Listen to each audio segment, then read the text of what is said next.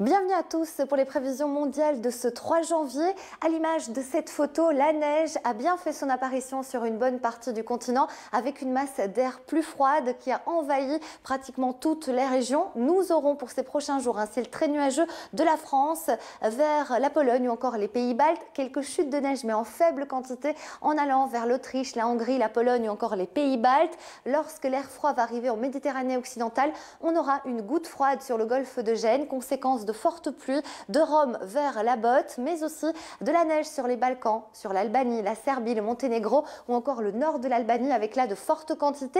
Une perturbation neigeuse va également toucher la Norvège et en allant vers l'ouest du continent, là c'est une dépression qui va donner des pluies parfois assez intenses sur Lisbonne. En direction des États-Unis, nous avons une descente d'air polaire qui va glisser du centre du Canada vers le centre des États-Unis, moins 4 degrés au meilleur de la journée à Denver.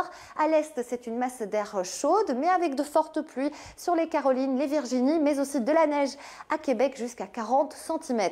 Le soleil est au rendez-vous avec des conditions estivales sur le golfe du Mexique, la Guadeloupe, la Martinique. En revanche, ce n'est pas le cas sur le Pérou, la Bolivie, où le front de convergence touche en ce moment ces régions avec pour conséquence une activité orageuse particulièrement intense et des intempéries. Nous allons en parler à la fin de ce bulletin météo.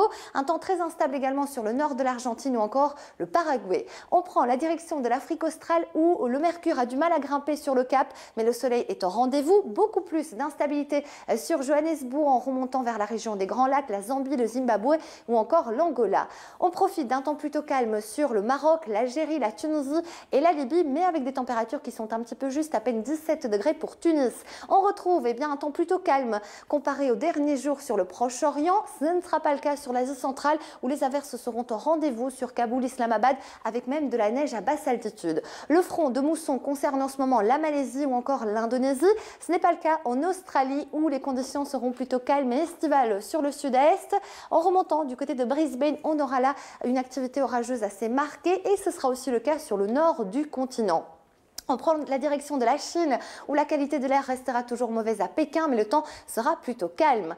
Nous allons à présent parler de l'actualité du jour qui nous emmène en Bolivie. Le nord du pays est touché par de gros orages tropicaux en raison du front intertropical. Conséquence, vous le voyez, des inondations avec des glissements de terrain ces derniers jours et malheureusement la situation ne va pas s'améliorer.